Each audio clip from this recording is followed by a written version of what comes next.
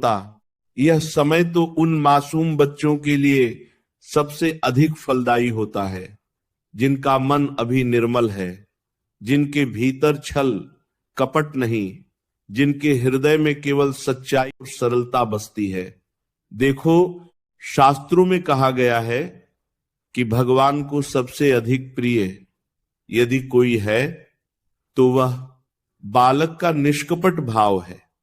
जिस घर में बच्चे हंसते हैं, खेलते हैं, उसी घर में देवताओं का निवास होता है। और जब वही बच्चे भक्ति में जुड़ जाते हैं तो समझ लो वह घर मंदिर बन जाता है। इसलिए मैं तुमसे कहता हूं इस नवरात्रि में केवल स्वयं पूजा मत करो, अपने बच्चों से भी यह पूजा करवाओ। उन्हें छोटा मत समझो, ये मत सोचो कि उन्हें क्या समझ आएगा। तुम ये भूल जाते हो कि जिस बालक का मन इतना शुद्ध है वह भगवान के सबसे अधिक निकट होता है। जब बच्चा अपने छोटे छोटे हाथों से दीपक जलाता है, जब वह अपने मासूम स्वर में जय माता दी बोलता है, तो वह आवाज सीधे देवी के चरणों तक पहुंचती है। और विशेष रूप से जब रामनवमी का पावन दिन आता है, वह दिन केवल भगवान श्री राम के जन्म का उत्सव नहीं होता, वह दिन धर्म, मर्यादा और आदर्शों के जन्म का दिन होता है। अगर उस दिन तुम अपने बच्चों से व्रत करवाते हो, उनसे पूजा करवाते हो, तो यह केवल एक धार्मिक क्रिया नहीं होती, यह उनके जीवन की नींव को मजबूत करने का कार्य होता है। देखो, व्रत का अर्थ केवल भूखा रहना नहीं है। व्रत का अर्थ है अपने मन को संयम में रखना, अपने विचारों को शुद्ध करना। जब बच्चा एक दिन भी सच्चे भाव से व्रत करता है तो उसके भीतर एक नई शक्ति जागती है, उसकी बुद्धि तेज होती है, उसका मन स्थिर होता है और उसका ध्यान पढ़ाई में भी लगने लगता है। आज के समय में माता पिता सबसे अधिक यही चाहते हैं कि उनका बच्चा बुद्धिमान बने, पढ़ाई में आगे बढ़े, जीवन में सफल हो। लेकिन केवल किताबों से बुद्धि नहीं आती, बुद्धि आती है संस्कारों से और संस्कार आते हैं भक्ति से। इसलिए इस नवरात्रि में एक छोटा सा उपाय जरूर करना। अपने बच्चे को अपने पास बैठाओ, उसे प्रेम से समझाओ कि बेटा यह पूजा क्यों की जाती है। उसे डराकर नहीं, प्यार से जोड़ो।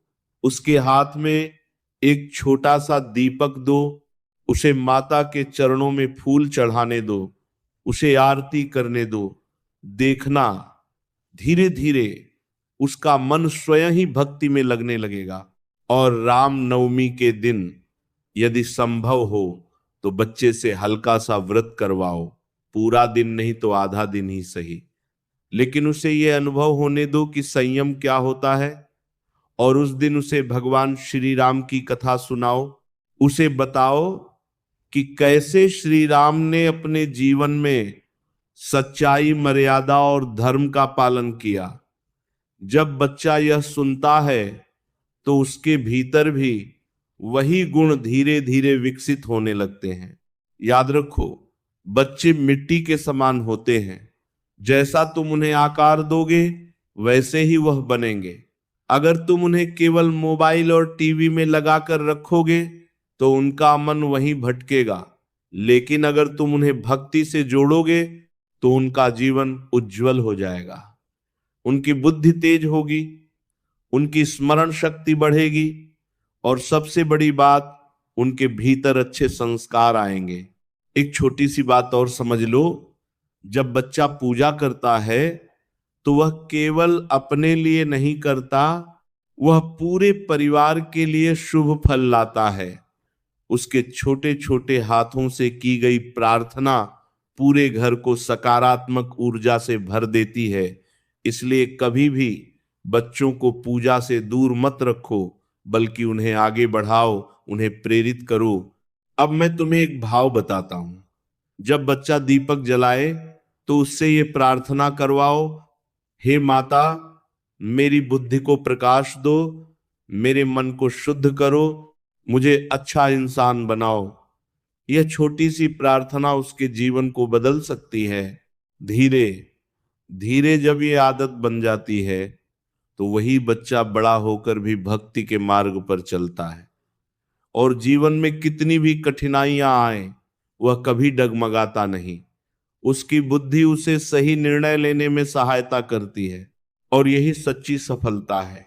तो मेरे प्रिय साधकों, इस नवरात्रि और रामनवमी को केवल त्योहार की तरह मत मनाओ, इसे अपने बच्चों के जीवन को संवारने का अवसर बनाओ। उनसे पूजा करवाओ, उनसे व्रत करवाओ, और देखना कैसे धीरे धीरे उनकी बुद्धि तेज होती है, उनका मन शांत होता है, और उनका जीवन उजाले से भर जाता है। प्रिय साधकों, जहां यह भाव समाप्त हुआ था वहीं से एक और गहरी बात समझो। जब तुम अपने बच्चों को नवरात्रि और रामनवमी के इस पावन अवसर पर पूजा और व्रत से जोड़ते हो तो तुम केवल एक दिन का संस्कार नहीं दे रहे होते, तुम उनके पूरे जीवन की दिशा निर्धारित कर रहे होते हो। क्योंकि बाल्यावस्था में जो भी बीज बोया जाता है वही आगे चलकर वृक्ष बनता है। देखो, आज का समय बहुत विचलित करने वाला है। चारों ओर आकर्षण है, भटकाव है, मन को भटकाने वाली चीजें हैं। ऐसे समय में अगर बच्चे को शुरुआत से ही भक्ति का सहारा मिल जाए तो वह भीतर से इतना मजबूत हो जाता है कि बाहरी परिस्थितियां उसे डिगा नहीं पाती।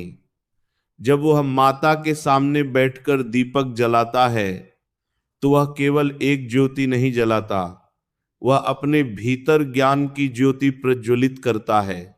और मैं तुमसे एक रहस्य की बात कहता हूं, जब बच्चा सच्चे मन से जय माता दी या जय श्री राम बोलता है तो उसके शब्दों में कोई दिखावा नहीं होता, कोई स्वार्थ नहीं होता, वह सीधा हृदय से निकलता है।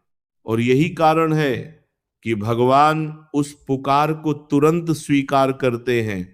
इसीलिए शास्त्रों में कहा गया है कि बालक की प्रार्थना सबसे शीघ्र फल देती है। अब एक और बात समझो, जब तुम अपने बच्चे से रामनवमी के दिन व्रत करवाते हो तो उसे यह भी सिखाओ कि व्रत का अर्थ केवल भोजन का त्याग नहीं बल्कि बुरे विचारों का त्याग भी है। उस दिन उसे समझाओ कि झूठ नहीं बोलना है, किसी से लड़ाई नहीं करनी है, क्रोध नहीं करना है। यही सच्चा व्रत है। जब यह भाव